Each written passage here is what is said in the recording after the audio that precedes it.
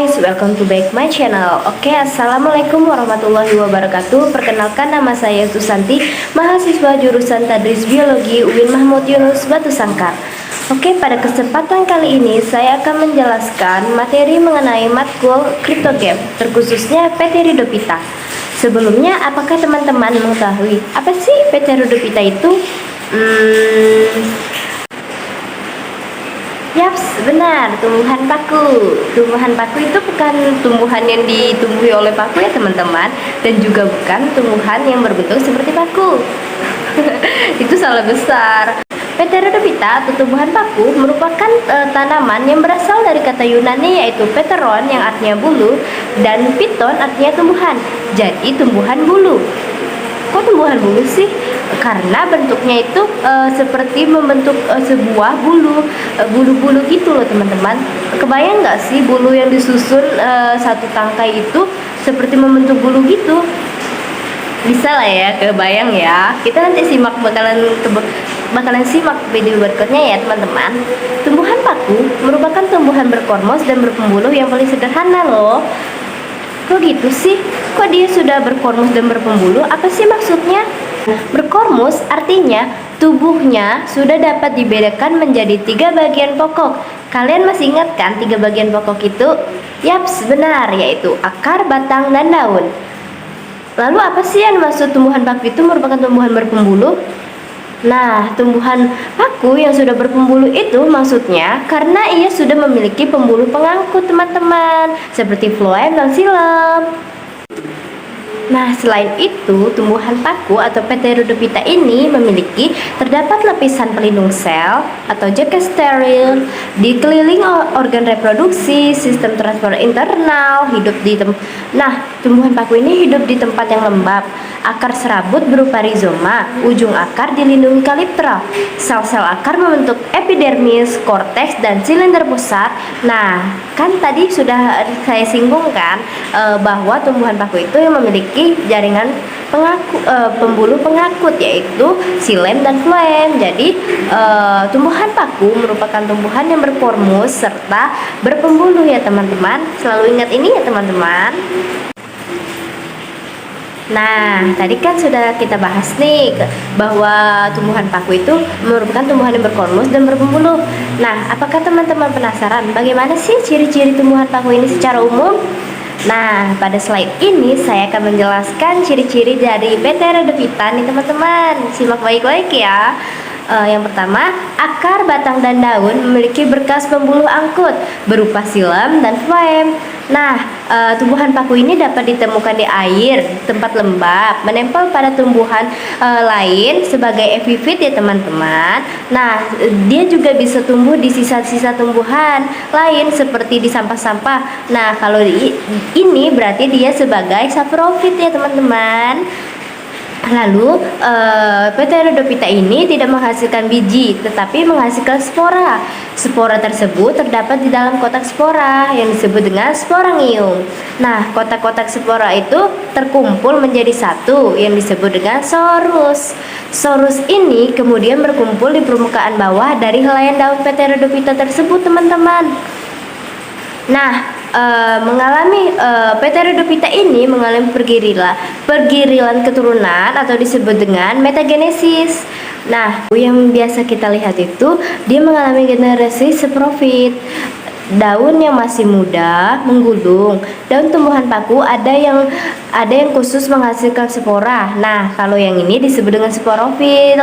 Nah, daun yang tidak menghasilkan spora disebut tropofil. Biasanya berfungsi untuk fotosintesis. Nah, PT Ridopita ini tidak berbunga seperti tumbuhan yang kita lihat secara umum ya teman-teman. Nah, umumnya PT Ridopita ini memiliki rizom atau batang yang terdapat di dalam tanah. Jadi, jika kalian melihat tumbuhan paku yang contohnya paku resam ya teman-teman, itu kan dia ada batang seperti memanjang itu. Nah, itu bukan batangnya teman-teman, tetapi itu masih tangkai daunnya. Nah, jadi batangnya yang mana sih? Nah, batangnya itu yang terletak di dalam tanah. Ya, nah jika ada di batang itu tersebut ada rambut-rambut panjang, nah itu yang disebut akar ya teman-teman. Oke, jadi lebih mengerti lebih dalam ya teman-teman. Nah, menyinggung struktur morfologi dan anatomi Pteridophyta. Tumbuhan paku atau Pteridophyta merupakan organisasi multiseluler dan eukariotik. Umumnya sudah memiliki akar, daun, dan batang yang jelas atau yang biasa disebut dengan tumbuhan Cormophyta. Nah, kita bahas struktur morfologi dan anatomi Pteridophyta ya teman-teman. Nah, akar dari Pteridophyta ini pada generasi gametofit akan membentuk rizoid. Nah, sedangkan pada generasi saprofit akan membentuk akar serabut. Nah, gimana sih struktur anatomi akarnya? Pada bagian ujung dilindungi oleh kaliptra. Di belakang kaliptra terdapat titik tumbuh akar berbentuk bidang 4 yang aktivitasnya keluar membentuk kaliptra, sedangkan ke dalam membentuk sel-sel akar. Pada selender pusat terdapat fasisi atau berkas pembuluh angkut bertipe konsentris dima, yaitu maksudnya xilem dikelilingi oleh floem. Nah, kita singgung batang Pteridophyta ini ya. Nah, pada generasi gametofit, batang Pteridophyta ini disebut dengan protalium, sedangkan pada fase generasi saprofit disebut dengan batang sejati. Nah, bagaimana sih anatomi dari batangnya? Nah, batang Pteridophyta ini terdiri atas epidermis, di mana mempunyai jaringan pengangkut yang terdiri dari atas sel-sel sklerenkim.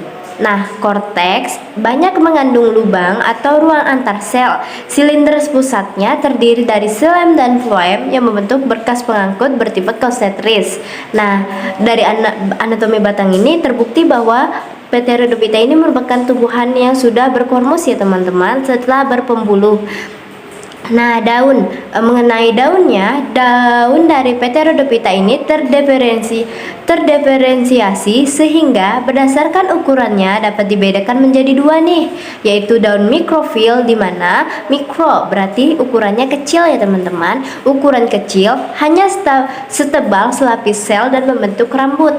Nah, kalau daun makrofil ini ukurannya besar sesuai dengan namanya makro, besar dan tipis, sudah memiliki bagian-bagian daun seperti tulang daun, tangkai daun, mesofis, dan epidermis. Nah, pada slide kali ini kita membahas tentang klasifikasi dari Pteridophyta atau tumbuhan paku ya. Nah, klasifikasi yang pertama yaitu ada Phyllopsida. Phyllopsida merupakan tumbuhan Pteridophyta yang biasa disebut dengan paku purba. Phyllopsida berasal dari bahasa Yunani yaitu Phylos yang artinya terbuka. Merupakan tumbuhan paku purba primitif yang sebagian besar anggotanya sudah punah dan ditemukan sebagai fosil. Wah, sudah lama sekali ya teman-teman, pantas saja disebut dengan paku purba. Nah, gimana sih ciri-ciri dari Phyllopsida ini? Nah, yang pertama, hidup pada zaman purba. Wah, hidup pada zaman purba. Nah, tingginya 30 cm sampai 1 meter nih. Tidak memiliki akar, batang, dan daun sejati. Memiliki rizom yang dikelilingi oleh rizoid. Saprofit haploidnya pada umumnya tidak memiliki daun dan akar sejati, tetapi memiliki rizom yang disebut dengan rizoid tadi loh, yang dikelilingi oleh rizoid maksudnya. Nah, pada paku purba yang memiliki daun, ukuran daun kecil atau disebut dengan mikrofil dan berbentuk seperti sisik. Batang bercabang-cabang, dikormus, berklorofil, dan sudah memiliki sistem vaskuler atau berpembuluh untuk mengangkut air serta garam mineral. Sporangiumnya dibentuk di ketiak ruas batang nih. Sporangiumnya menghasilkan satu jenis spora dengan bentuk dan ukuran yang sama atau biasa disebut dengan homospor. Gametofitnya atau haploidnya tersusun dari sel-sel yang tidak berklorofil sehingga zat organik didapatkan dan bersimbiosis dengan jamur. Paku purba ini salah satunya Phyllostum nudum. Untuk mengetahui gambarnya seperti apa atau bentuknya, nanti saya akan tampilkan di slide berikutnya ya teman-teman. Nah, selanjutnya kita masuk yang kedua ya teman-teman, yaitu Lycopsida. Subdivisi Lycopsida adalah tumbuhan paku heterospora yang menghasilkan dua jenis spora, yaitu mikrospora dan makrospora. Tumbuhan ini biasanya disebut paku kawat atau paku rambut karena memiliki daun yang sangat kecil. Nah, bagaimana sih ciri-ciri dari paku Lycopsida ini? Nah, yang pertama memiliki akar, batang, dan daunnya sudah sejati nih. Daun berbentuk rapat dan kecil-kecil, memiliki dua jenis sporangium pada paku rane atau selaginella, yaitu makrosporangium dan mikrosporangium, menempel pada tumbuhan lain yang biasa disebut dengan epifit. Contohnya,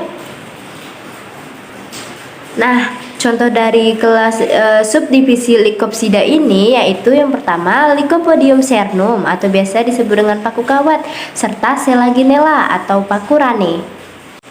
Nah, klasifikasi selanjutnya yaitu subdivisi Sphenopsida, merupakan tumbuhan paku yang hidup di daerah tropis, sering disebut dengan paku ekor karena memiliki ekor panjang. Nah, ciri-ciri dari Sphenopsida ini yang pertama, tumbuh di daerah rawa atau lembab, bersifat heterospora, kandungan silika sangat banyak pada batang, batangnya tumbuh tegak ke atas. Nah, salah satu contohnya yaitu Equisetum palustre. Lalu selanjutnya, klasifikasi dari subdivisi Pteropsida, merupakan tumbuhan paku sejati yang disebut tumbuhan pakis. Tumbuhan ini dapat hidup di daerah tropis dan subtropis loh. Berdaun lumayan lebar dibandingkan dengan tumbuhan paku yang lainnya. Yang pertama, adapun ciri-ciri dari Pteropsida, yang pertama bersifat homospor atau isospora. Spora-spora ini berkumpul dan terletak di bawah daun.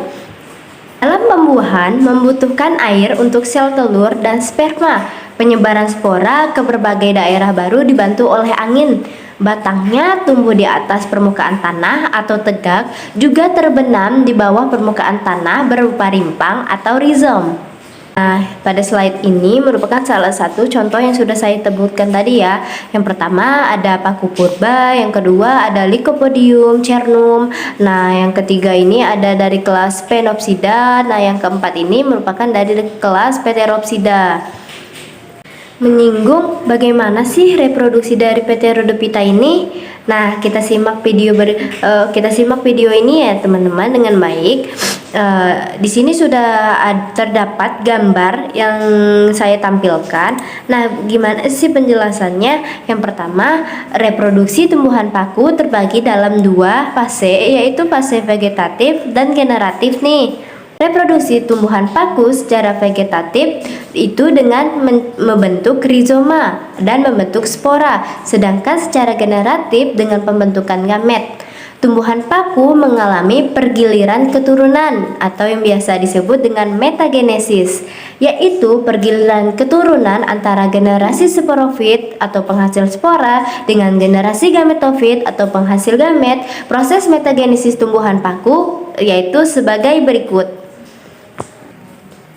yaitu fase sporofit. Spora dihasilkan dari kotak spora yang disebut dengan sporangium. Sporangium tersebut berkumpul menjadi satu yang disebut dengan zoorus yang terdapat pada daun sporofit. Spora keluar dari sporangium dan bila jatuh yang di tempat yang cocok akan terjadi pembuahan dan berbentuk zigot. Zigot akan berkembang menjadi sporofit dan berkembang menjadi sporofit dewasa. Lalu pada fase gametofit, pada generasi fase gametofit, protarium membentuk antheridium sebagai alat kelamin jantan dan menghasilkan spermatozoa, sedangkan archegonium sebagai alat kelamin betina yang menghasilkan ovum. Hasil peleburan antara sperma dan ovum menghasilkan zigot yang kemudian tumbuh menjadi tumbuhan paku baru, memiliki akar, batang, dan daun. Berdasarkan jenis spora yang dihasilkan dari Pterodophyta ini dikenal tumbuhan paku yang bersifat homospora, paku peralihan, dan paku heterospora nih. Apa sih paku homospora itu? Nah, merupakan jenis paku yang hanya menghasilkan spora jantan atau spora betina saja. Contohnya adalah Lycopodium atau paku kawat. Paku peralihan merupakan jenis paku yang dapat menghasilkan dua macam spora, yaitu spora jantan dan spora betina. Namun spora-spora yang dihasilkan tersebut memiliki bentuk dan ukuran yang sama. Contohnya adalah Equisetum debile. Nah, kita masuk ke paku heterospora ya. Nah, paku heterospora merupakan jenis paku yang dapat menghasilkan spora dengan jenis dan ukuran yang berbeda, yaitu spora jantan dan spora betina. Spora jantan memiliki ukuran yang lebih kecil atau biasa disebut dengan mikrospora, dan spora betina memiliki ukuran yang lebih besar atau biasa disebut juga dengan makrospora. Contohnya adalah pada Marsilea crenata atau semanggi air dan Selaginella windenowii. Nah, apa aja sih peranan dari Pteridophyta dalam kehidupan kita? Yang pertama yaitu sebagai tanaman hias. Contohnya ada Adiantum atau paku suplir, ada Platycerium, paku tanduk rusa, ada Asplenium, paku sarang burung, ada Nephrolepis, ada Alsopoila, paku tiang, dan banyak lainnya. Nah, selain sebagai tanaman hias, ternyata Pteridophyta ini bisa dijadikan sebagai bahan obat loh. Nah, apa aja sih? Contohnya ada Equisetum, paku ekor kuda, di mana dia bisa mengobati antidiuretik atau lancar seni. Ada Chiloporus untuk obat pusing dan obat luar.